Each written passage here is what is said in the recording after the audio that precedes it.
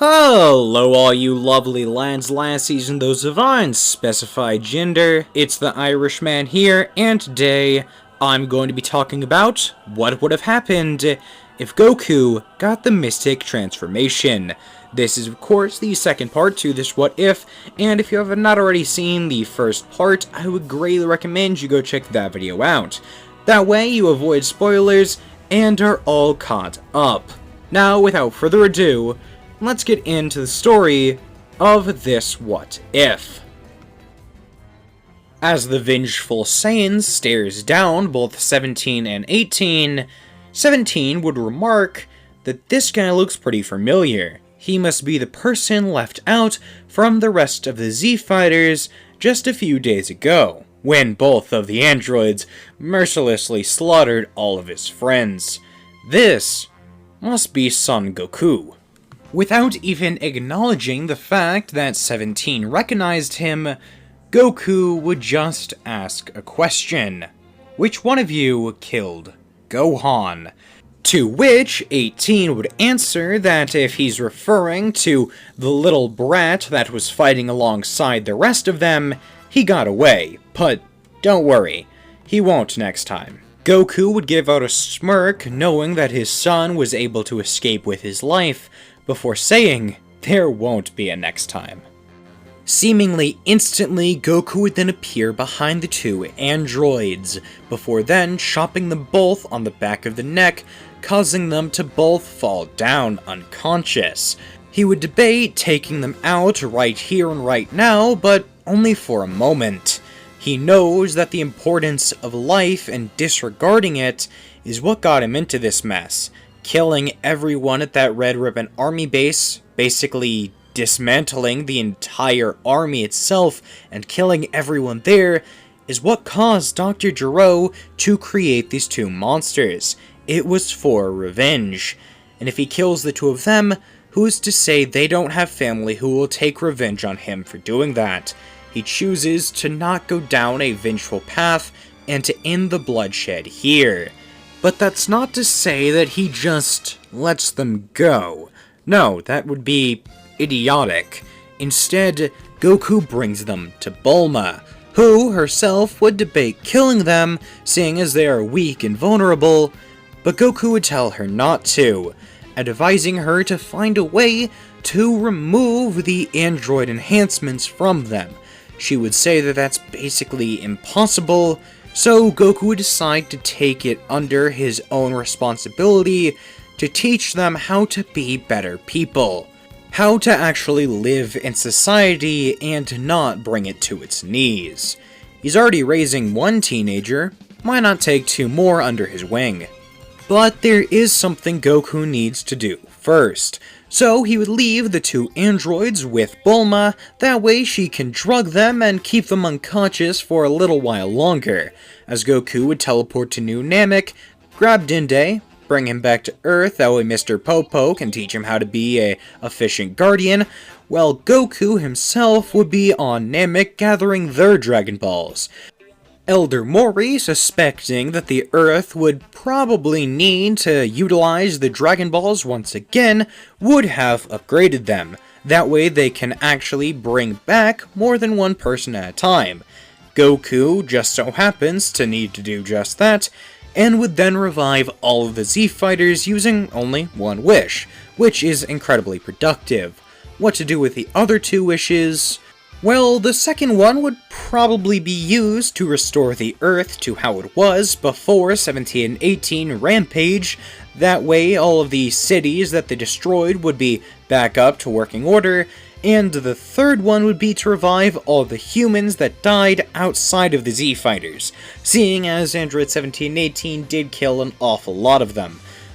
But if 17 and 18's murdering spree was included in the first wish, then the third one would be used to wipe the minds of everybody that had come in contact with the androids, or even heard about them. It would still be remembered as something that happened, but nobody would really remember the faces of the androids, what happened exactly, and any sort of media surrounding the androids would be deleted, as well as anybody with traumatic memories of the androids. basically having all of that trauma removed and all of those memories erased. This might seem rather impossible given everything we know about modern media, but remember, this is a magic wish dragon taking care of it. He can probably do this. Now, once Goku actually does return to Earth, he still has the problem of the androids. Again, he really doesn't want to kill them and would rather rehabilitate them. But he is thinking of a place where he can do this without them escaping and wreaking havoc again. So, he would brainstorm a bit, and then eventually land on the Room of Spirit and Time, a place where there really isn't anyone to hurt or anything to break. There is of course the palace, but Dende can repair that lickety-split, so it's no problem. Goku would then teleport up to the lookout with 1718, and then enter the Room of Spirit and Time with Dende's assistance, seeing as it is entirely possible the androids went up to the lookout and messed around with stuff up there, possibly even destroying the palace that guarded the Room of Spirit and Time. Inside of the room, Goku would actually take a pretty smart approach to handling everything with the androids. Instead of having a talking to with them or anything, he would cut right to business, just beginning to train with them, forcing them to go through a grueling exercise period every day for about a year.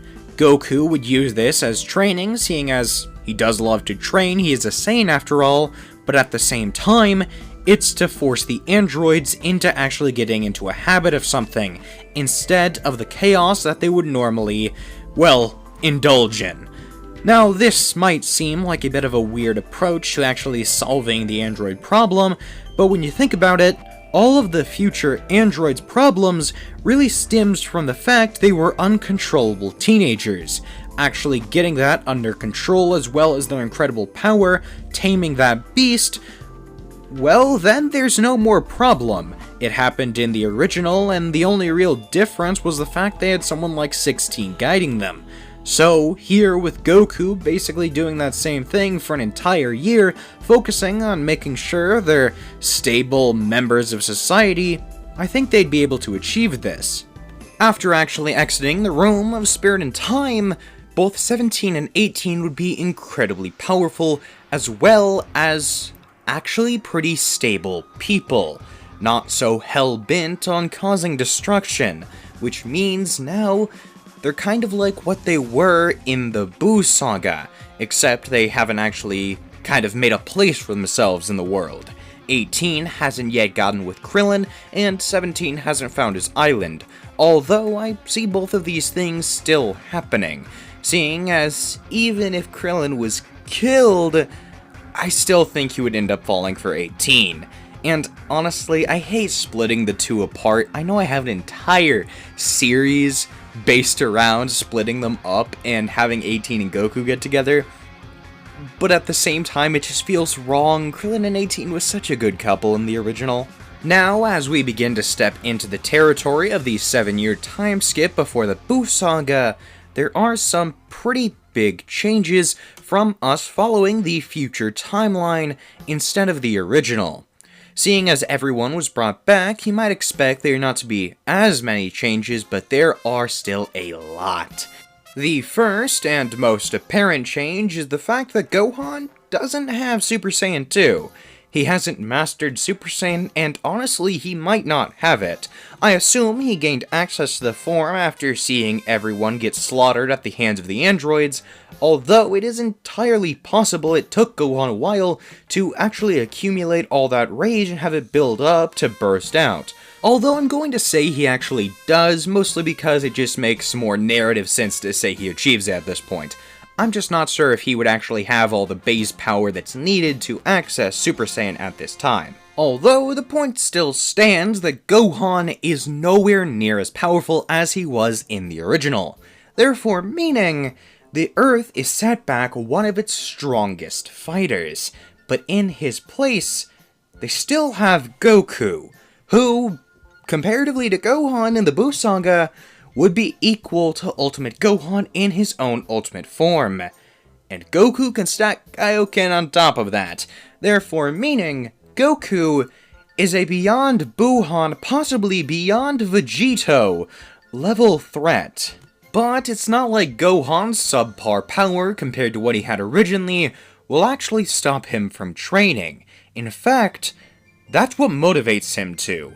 He would see the fact that he was useless against the androids, the fact that people died because he wasn't strong enough, and so he would continue to train, getting stronger so nobody has to die because of his weakness ever again. But at the same time, by all accounts, Gohan feels like he has failed his father. He feels like he doesn't deserve to get to train under Goku. So, he would talk with Vegeta, learning under him and becoming the student of the prince.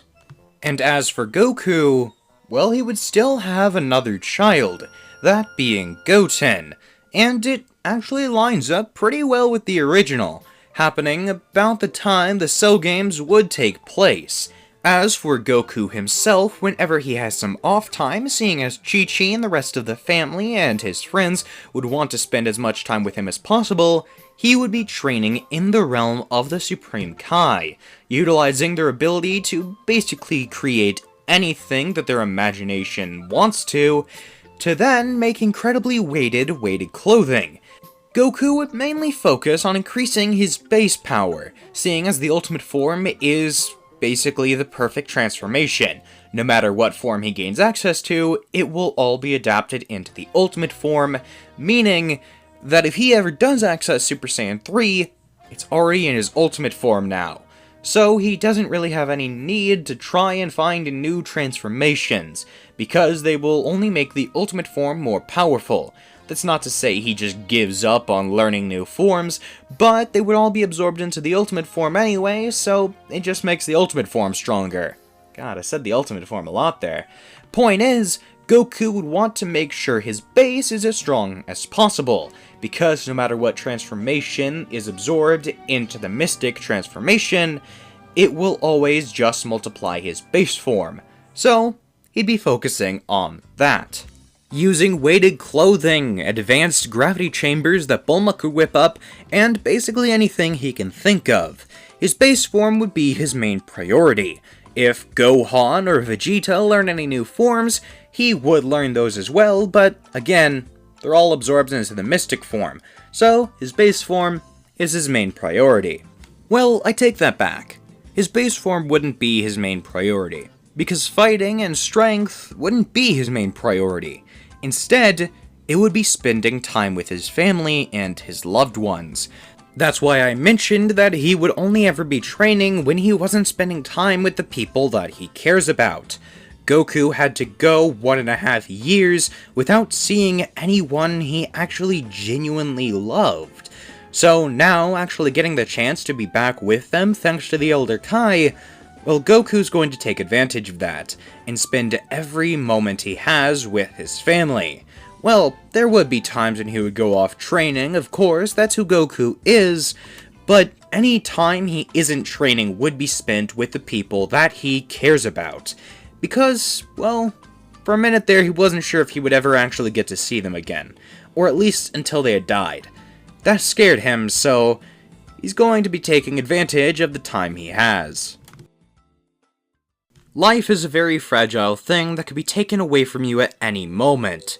I urge any of you out there that haven't talked to someone in a while, or have a friend or a relative that you haven't really gotten in contact with in maybe years, months, or even days, to reach out to that person and remind them that you do care about them. Or maybe even just start up a conversation. Tell your brother or your sister that you love them, tell your mom that you care about her. Either way, you never know when you might not have the chance to say that anymore. And to anyone out there that feels like there's no reason to keep going, and that you might be better off dead, know that that's never the case. You only get one shot at life, and then it's over. You might as well stay along for the ride to see how this story ends. But what do I know? I'm just some random guy that talks about anime on the internet. Either way, I hope you all have an absolutely fabulous day. This is Always has been, and always will be the Irishman. Talk to you later.